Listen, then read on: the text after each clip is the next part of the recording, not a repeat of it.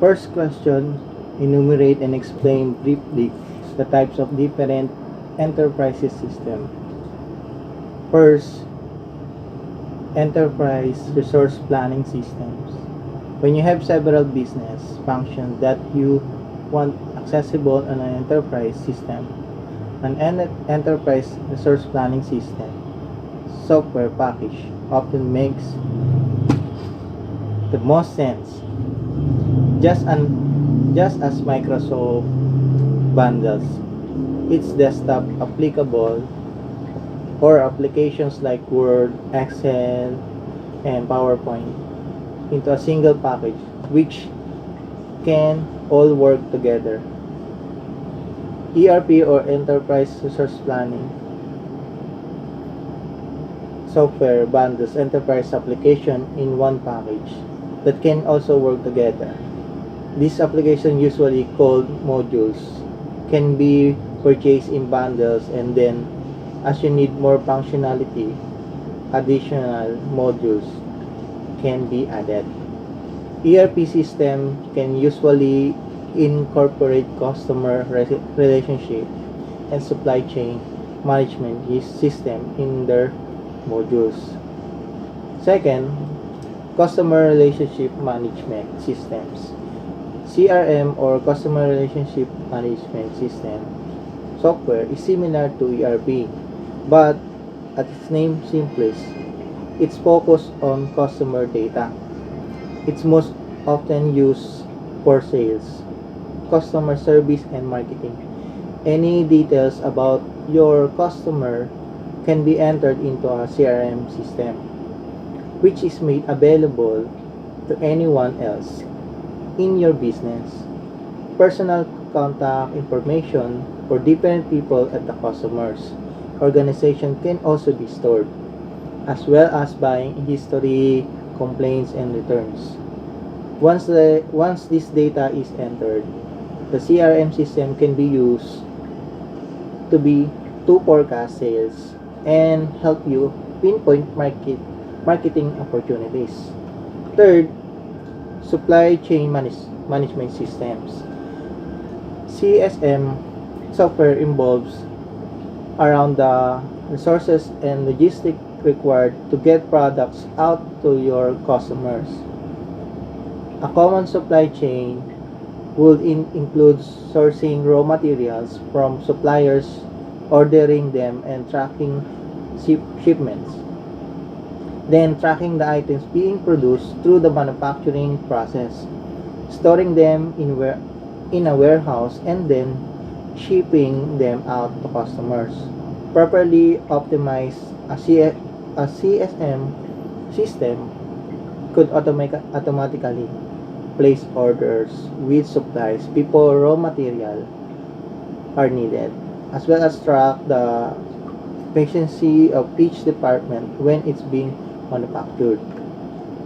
Second question, what are the enterprise or ERP trends? Please explain. The ERP field can be shown to change, but the last couple of years have unleashed forces which are fundamentally shaping the entire area. The following new and continuing trends affects enterprise ERP software. First, mobile ERP includes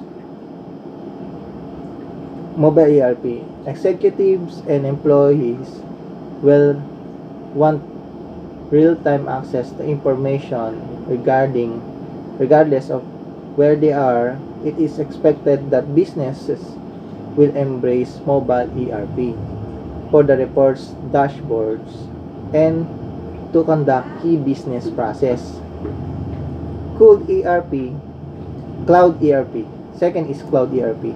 The cloud has been advancing steadily into the enterprise for some time, but many ERP users have been reluctant to place data cloud.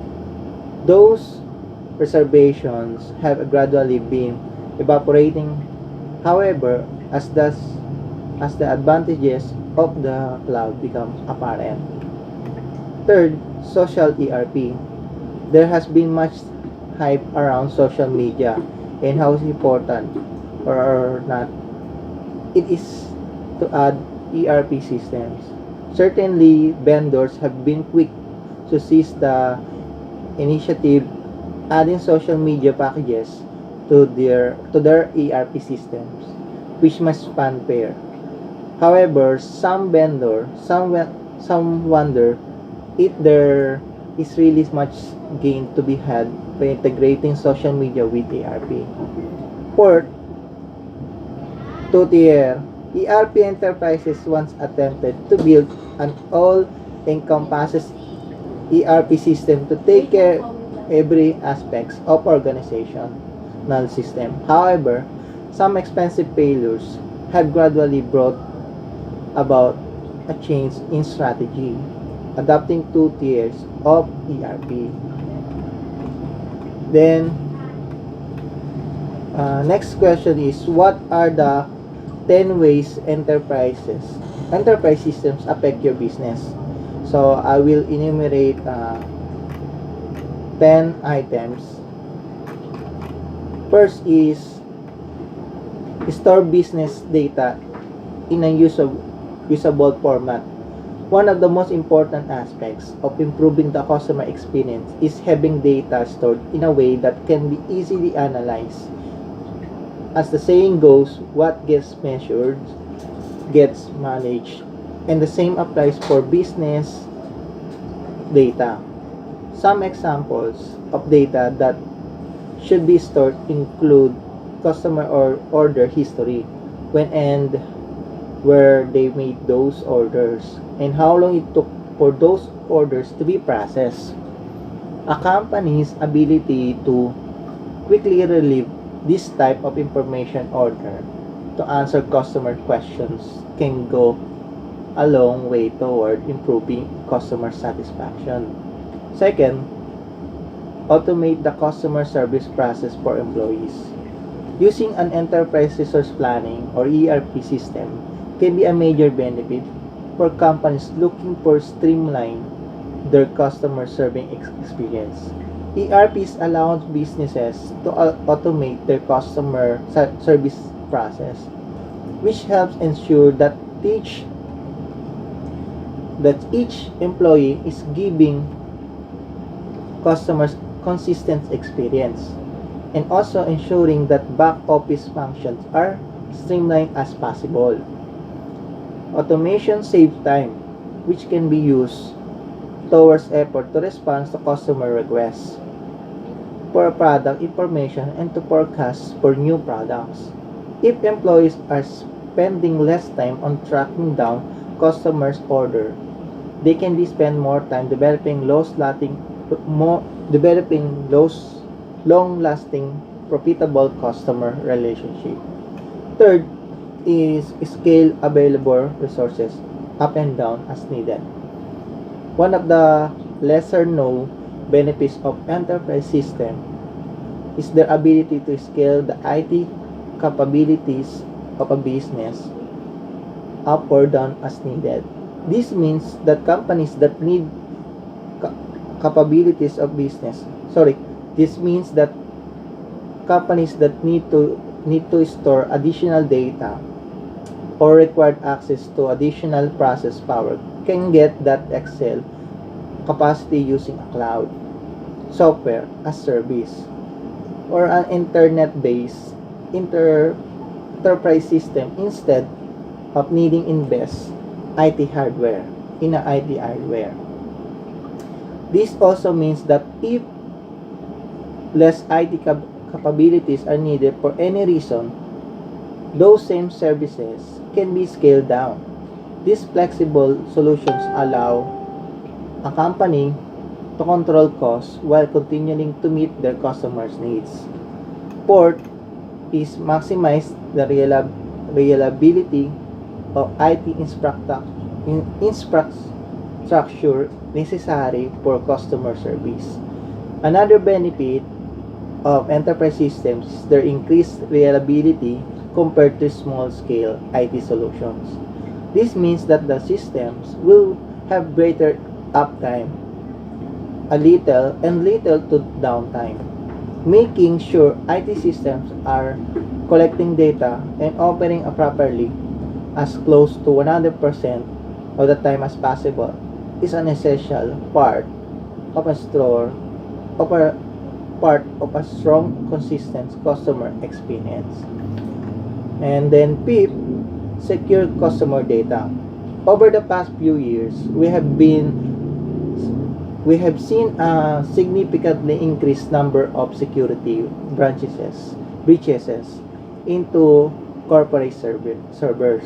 Large multinational corporations as Home Depot, Target, Sony, and many of others have seen their supposedly secure data centers breaches, often as the cost of hundreds of millions or even billions of dollars. Securing customers' data is not just imperative for a good customer experience.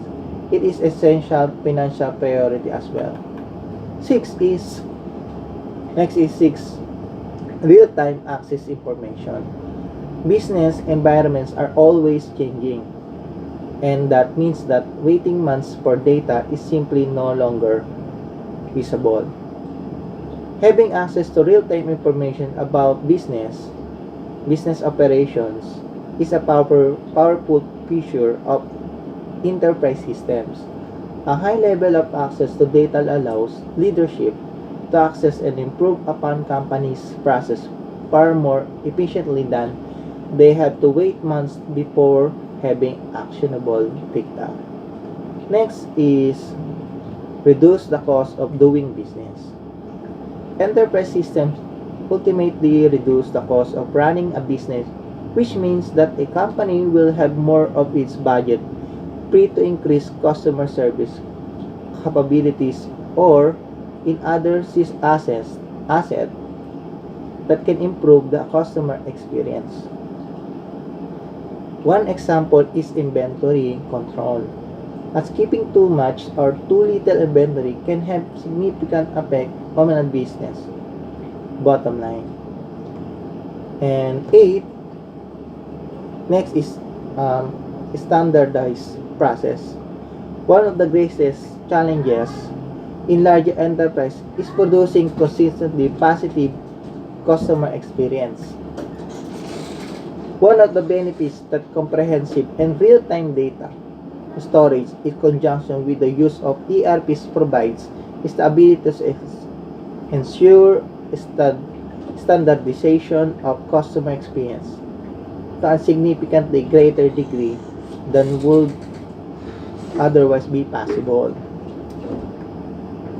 And then next is improved supply chain management. Enterprise system can help streamline supply chain management in large part though through the use of data about where, when, and how customers order and suppliers deliver.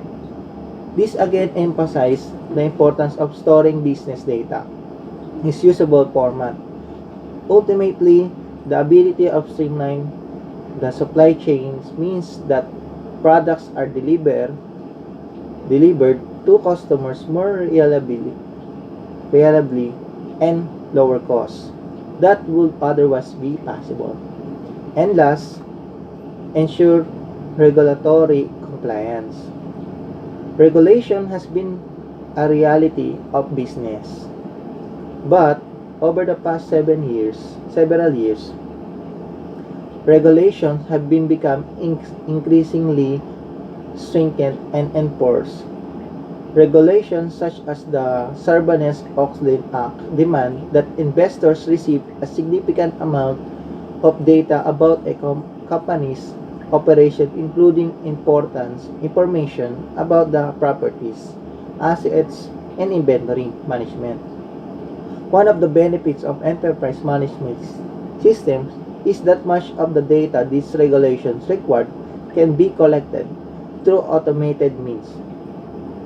Thus, enterprise systems can be used to ensure compliance with increasingly onerous federal regulations without taking personnel away from their essential customer service.